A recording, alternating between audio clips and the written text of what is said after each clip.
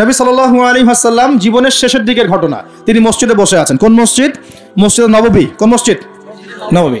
এখন একজন ব্যক্তি আসলেন, এই ব্যক্তির গায়ের জামাটা অত্যন্ত সাদা ধবধবা, চুলগুলো কুচকুচে কালো, এবং তাকে দেখে মুসাফির মনে হচ্ছে না, খুব টিপটাপ পরিপাটি একজন মানুষ ঢুকলেন, সুদর্শন।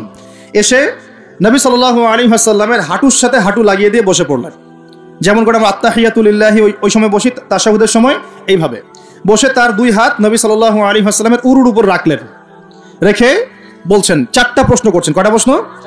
প্রথম প্রশ্নই করছেন, ইয়া মুহাম্মদ, বলেন সাল্লাল্লাহু আলাইহি ওয়াসাল্লাম, আখবিরনি আনিল ইসলাম, হে নবী আমাকে ইসলাম সম্পর্কে বলুন। তখন নবীজি বলছেন, ইসলাম হচ্ছে আন তাশহাদা আল্লা ইলাহা ইল্লাল্লাহ ওয়া আন্না মুহাম্মাদান আবদুহু ওয়া রাসূলুহু। ইসলামের প্রথম বিষয় হচ্ছে তুমি আল্লাহই বিশ্বাস করবে, সাক্ষ্য দিবে আল্লাহ ছাড়া কোনো মাবুদ নাই, এবং মুহাম্মদ সাল্লাল্লাহু আলাইহি ওয়াসাল্লাম আল্লাহর বান্দা এবং রাসূল।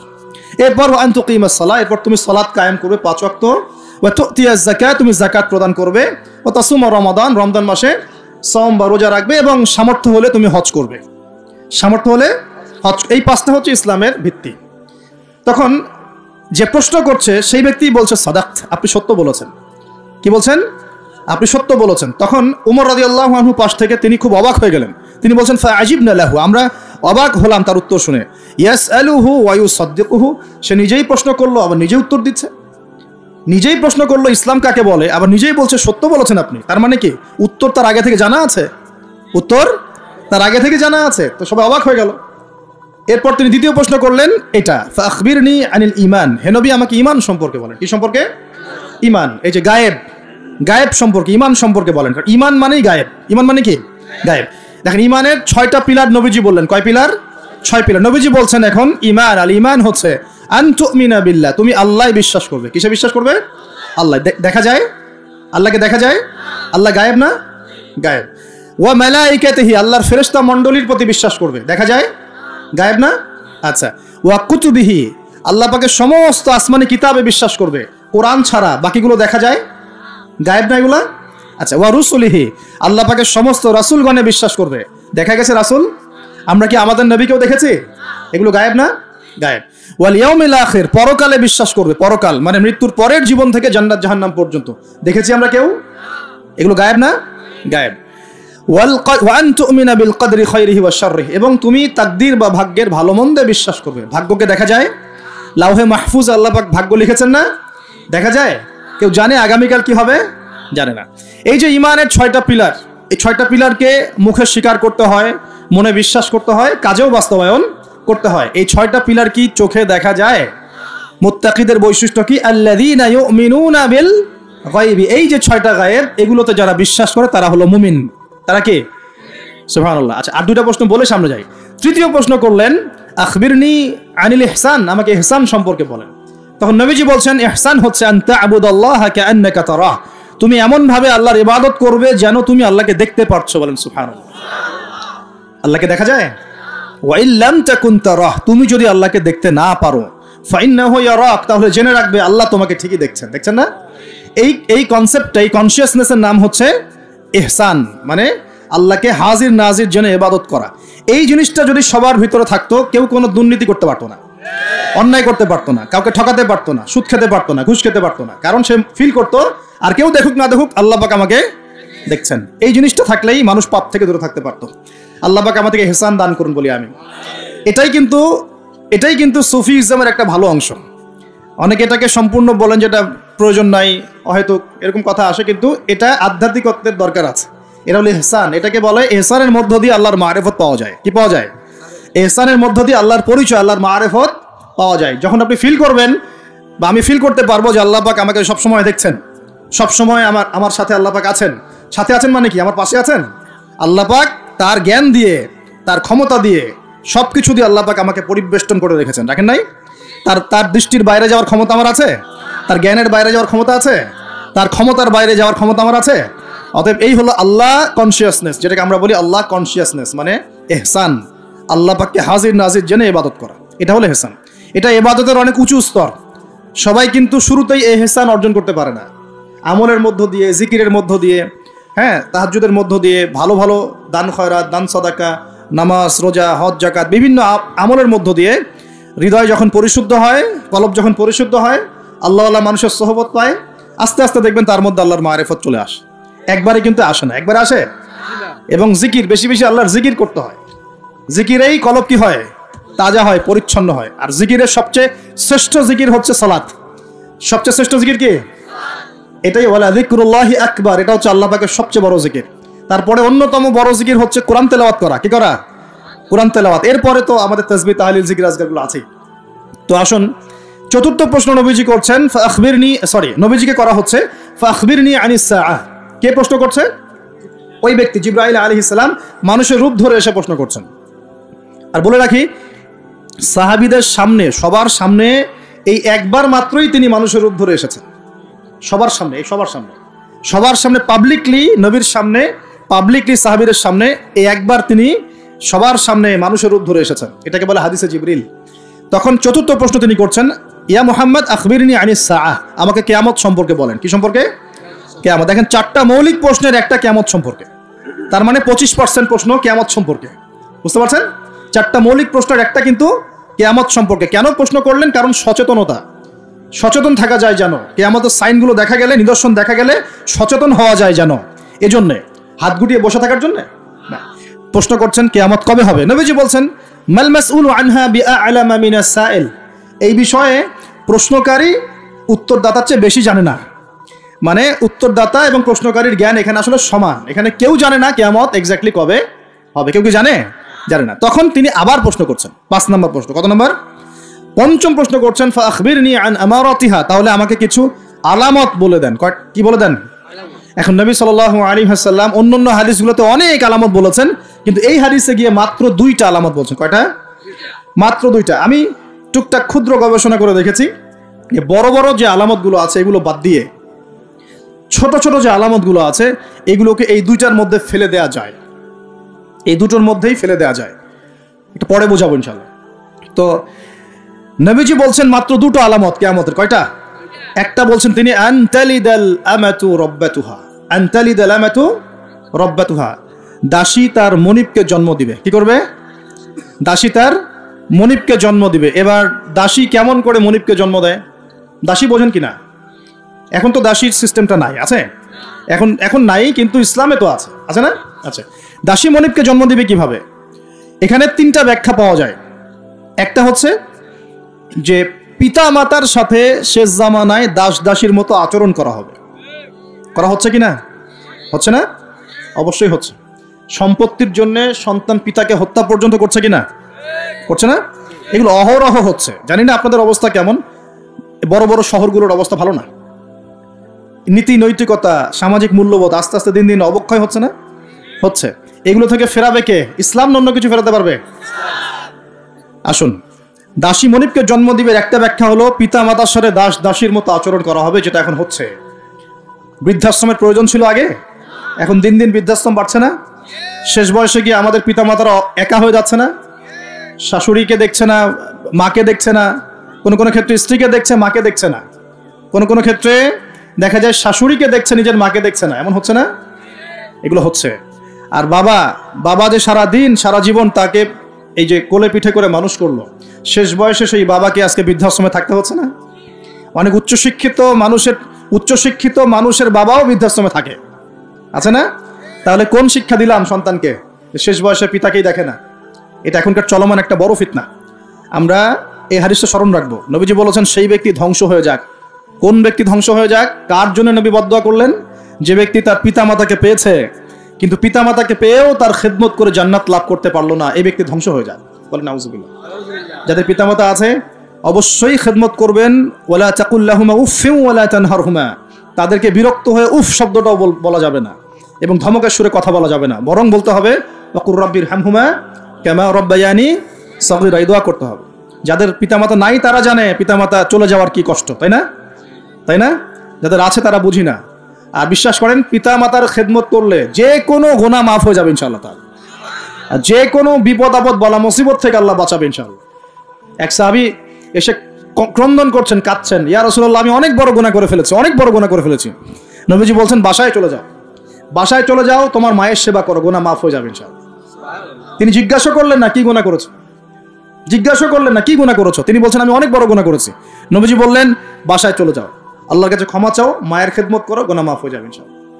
এরকম ঘটনা আরেকটা ঘটেছিল। তখন নবীজি বলেছিলেন বাসায় যাও, তোমার পিতামাতার খেদমত করো, গুনাহ মাফ হবে। তখন সেই সাহাবী বলছিলেন আমার তো মা বেঁচে নাই, আমার তো মা বেঁচে নাই। তখন নবীজি বলছেন খালা বেঁচে আছে কিনা? খালা বেঁচে আছে, খালার সেবা করো। খালার সেবা করে কয়জন? খালার খোঁজ খবর নেয় কয়জন? এই বিষয়গুলো খেয়াল রাখবেন। যদি আপনি আমি চাই, এটা একটা হাদিস, যদি আপনি আমি চাই, পছন্দ করি যে আল্লাহ পাক আমাকে বেহিসাব রিজিক দান করুক, চাই না আমরা? রিজিক মানে সম্মান, জ্ঞান, খাবার, কাপড়, বাসস্থান, রিজিক, সবকিছু রিজিক। আমাদের সবকিছু রিজিক, জ্ঞানও আমাদের রিজিক, রিজিক না? সুস্থতা রিজিক না? খাবার, কাপড় চোপড়, বাসস্থান, সন্তান সন্ততি, স্ত্রী সন্তান, এগুলো কি রিজিক না? যদি আপনি চান রিজিক প্রশস্ত হোক, তাহলে একটা কাজ করবেন, একটা কাজ। সেই কাজটা হচ্ছে আত্মীয়তার সম্পর্ক বজায় রাখবেন। কি করবেন? আত্মীয়তার সম্পর্ক বজায় রাখবেন। আত্মীয়তার সম্পর্ক বজায় রাখার জন্য কিছু মৌসুম আসে, যেমন রমজান মাস একটা মৌসুম। এই রমজান মাসে নিজে খাবেন, আত্মীয়দেরকে হাদিয়া দিবেন, তাদের বাসায় রমজানের বাজার পৌঁছে দিবেন, ঈদের হাদিয়া পৌঁছে দিবেন, আত্মীয়তার সম্পর্ক জোড়া লাগবে। কোন কোন ক্ষেত্রে মাহফিলে দান করার চাইতে নিকট আত্মীয় পরিবারের পিছনে খরচ করলে বেশি নেকি হয়। বিশ্বাস করলেন না? মনে করতে পারে এটা আল্লাহর রাস্তায় ব্যয়, এর চেয়ে কি বড় ব্যয় হতে পারে? হ্যাঁ, হতে পারে। সবচেয়ে উত্তম ব্যয় হচ্ছে আপনার পরিবারের পিছনে ব্যয়। হালাল টাকা থেকে, হালাল উপার্জন থেকে যে ব্যয়টা আপনি পরিবারের পিছনে করেন, এটা সর্বশ্রেষ্ঠ ব্যয়। আর আত্মীয়দেরকে দান খয়রাত করলে বা তাদেরকে হাদিয়া দিলে দুইটা বেনিফিট। একটা হলো দানের তো নেকি পাবেনই আপনি, আবার আত্মীয়তার সম্পর্ক রক্ষার নেকি পাবেন। যখন আল্লাহ পাক সমস্ত সৃষ্টি করলেন মহাবিশ্বের, আর বিশ্বাস করেন প্রত্যেকটা সৃষ্টির কিন্তু প্রাণ আছে, বিশ্বাস করেন না?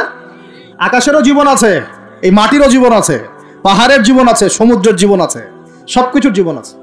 ওই সায়েন্স আমাদেরকে যেটা শেখায় এটা জীব, এটা জড়, এই সংজ্ঞা ঠিক না, এই সংজ্ঞা ঠিক না। তখন আল্লাহ পাক বলছেন যে শোনো, তোমার ব্যাপারে আমার ফয়সালা এবং ওয়াদা হচ্ছে যে তোমাকে টিকিয়ে রাখবে, আমি তার ব্যাপারে খুব রহম হব, দয়ালু হব ইনশাআল্লাহ। আর যে তোমাকে নষ্ট করে ফেলবে, তার সাথে আমি সম্পর্ক নষ্ট করে ফেলবো। আত্মীয়তার সম্পর্ক খুব ইম্পর্টেন্ট। তো রিজিক যদি প্রশস্ত হতে চান, তাহলে অবশ্যই আত্মীয়তার সম্পর্ক বজায় রাখবেন, ঠিক আছে? একটা ব্যাখ্যা হতে পারে দাসী মনিবকে জন্ম দেওয়ার, যে পিতা মাতার সাথে দাস দাসীর মতো আচরণ করা হবে। আরেকটা ব্যাখ্যা কি হতে পারে? আরেকটা ব্যাখ্যা হচ্ছে সত্যি সত্যি দাসী মনিবকে জন্ম দিতে পারে। কিভাবে? এটা এই বিশ্ব না আসলে আমরা ব্যাখ্যা করতে পারতাম না। কিরকম করে জানেন? মনে করেন সিঙ্গাপুর একটা কান্ট্রি, কি কান্ট্রির নাম? সিঙ্গাপুর। ওখানে মেয়েরা খুব first lane of life lead করে। ওদের সন্তান নেয়ার সময় নাই, সন্তান জন্ম দেওয়ার ফুরসত নাই। সন্তান জন্ম দিব, বিয়ে শাদী করবো, একদম অনেক ঝামেলার কাজ। কেরিয়ার আছে সামনে, না? কেরিয়ার, নিজের পায়ে দাঁড়াতে হবে, চাকরি বাকরি, অনেক কাজ। তখন তারা কি করে? দরিদ্র কান্ট্রি থেকে কিছু মেয়েদেরকে হায়ার করে। দরিদ্র কান্ট্রি ধরেন শ্রীলঙ্কা, ইন্দোনেশিয়া, হ্যাঁ, বা সাউথ এশিয়ান কিছু কান্ট্রি থাকতে পারে। দরিদ্র কান্ট্রি থেকে মেয়েদেরকে হায়ার করে নিয়ে ওই মেয়ের গর্ভাশয়, যেটা আমরা বলি গর্ভাশয়, এখানে ওই পুরুষের শুক্রাণুকে ইনজেক্ট করে প্রযুক্তির মাধ্যমে শুক্রাণু ডিম্বাণু মিলন ঘটানোর পর এই মেয়ের ভিতরে বাচ্চা আস্তে আস্তে বয়স, খুব ভালো মন্দ খাওয়ানো হয় এই মেয়েটা যে গর্ভধারণ করছে, একে খুব ভালো মন্দ খাওয়ানো হয়, ফ্রেশ খাবার, ফ্রেশ পানি। 9 মাস পর বাচ্চাকে যখন সে খালাস করে, তখন এই বাচ্চাকে তারা নিয়ে নেয়, বিনিময়ে এই মেয়েটাকে পারিশ্রমিক দেওয়া হয়, $, $10,000, $20,000 দিয়ে ওকে খালাস, চলে গেল। এখন এই যে সন্তানটা জন্ম হলো, এই সন্তানটা হচ্ছে মনিবের, আর এই যে দাসী তার মনিবকে জন্ম দিয়ে চলে গেল। দেখলেন বাস্তবতা? এটা এসেছে, এটা বাস্তবে এসেছে। এরকম পশ্চিমের কিছু কান্ট্রিতে এই সিস্টেমে বাচ্চা নেওয়া হয়। এখন শুনলে অবাক হয়ে যাবেন, আমাদের মাথায় তো নাই এগুলো, অবাক তো হবেনি। যেটা আমাদের কাছে অস্বাভাবিক, অবাক হবেন না? এভাবে দাসী মনিবকে জন্ম দিচ্ছে এই যুগে। আরেকটা ব্যাখ্যা, এটা আমার কাছে সবচেয়ে প্রিয় ব্যাখ্যা আর কি, সেটা হলো দাসী মনিবকে জন্ম দেওয়ার ব্যাখ্যা এক্সটেন্ডেড ওলামায়ে কেরাম করেছেন যে সে জামানায় গিয়ে সমাজে ন্যায় অন্যায়, সত্য মিথ্যা, হালাল হারাম, এই যে মানদণ্ডটা আছে, এটা উল্টে যাবে আর কি। বুঝতে পারছেন না মনে হয়? ন্যায় হবে অন্যায়, অন্যায় হবে ন্যায়, হালাল হয়ে যাবে হারাম, হারাম হয়ে যাবে হালাল, সত্য হয়ে যাবে মিথ্যা, মিথ্যা হবে সত্য। এগুলো হচ্ছে কি না? সবচেয়ে মিথ্যাবাদী ব্যক্তিকে সমাজে মানুষ বলছে সত্যবাদী ব্যক্তি। সবচেয়ে যে করাপ্টেড মানুষ, তাকে বলা হচ্ছে আমানতদার ব্যক্তি। যার চরিত্র সবচেয়ে খারাপ, বলা হচ্ছে একদম পবিত্র চরিত্র। হ্যাঁ, একজন মদখোর মানুষ, তাকে বলা হচ্ছে খুব সম্মানী মানুষ। হ্যাঁ, একজন বেনামাজি মানুষ, যে কোনোদিন মসজিদের ধার কাছেও আসে না, তাকে বলা হচ্ছে খুব উন্নত চরিত্রের মানুষ, খুব ভালো মানুষ। আর যারা সত্যিকারের সৎ, মুত্তাকি, পরহেজগার, তাদেরকে পদে পদে বাধা পেতে হচ্ছে এখন, হচ্ছে না? মানুষ হালালকে হারাম করে নিচ্ছে। যেমন মদকে মানুষ আগে হারাম মনে করতো, আস্তে আস্তে এখন মাশাল্লাহ আস্তাগফিরুল্লাহ এটা হালাল করে নেওয়া হচ্ছে, হালাল করে নেওয়া হচ্ছে না? মাঝে মাঝে পত্রিকা কিছু রিপোর্ট দেখি, রিপোর্টগুলো দেখলে আসলে কষ্ট হয়। একটা মদের ব্র্যান্ডের নাম দিয়ে বলছে যে এই বছর তারা মদ বিক্রি করে 4,500 কোটি টাকা আর্ন করেছে। কি খুশি, কি খুশির কথা! এবং এতে করে বড় অঙ্কের রাজস্ব আমরা পেয়েছি। বাপ রে বাপ, কি একটা প্রোগ্রেস! এই হারামের টাকা না ঢুকলে মনে হয় রাষ্ট্র নষ্টই হয়ে যেত, ভাবটা এমন। হ্যাঁ, এবছর সুদের মধ্য দিয়ে প্রোগ্রেস হয়েছে আমাদের এত কোটি টাকা, শাবাশ! এই তো মুসলমান নাকি?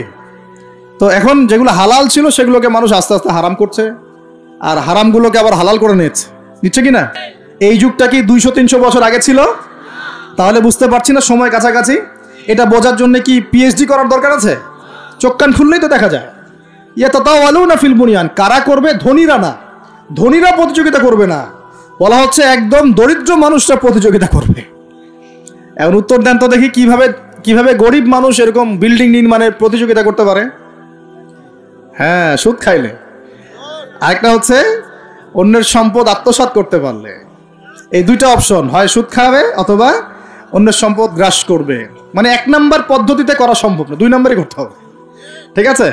আরেকটা অপশন হচ্ছে যদি গুপ্তধন পান, যদি মাটি থেকে গুপ্তধন বের হয়।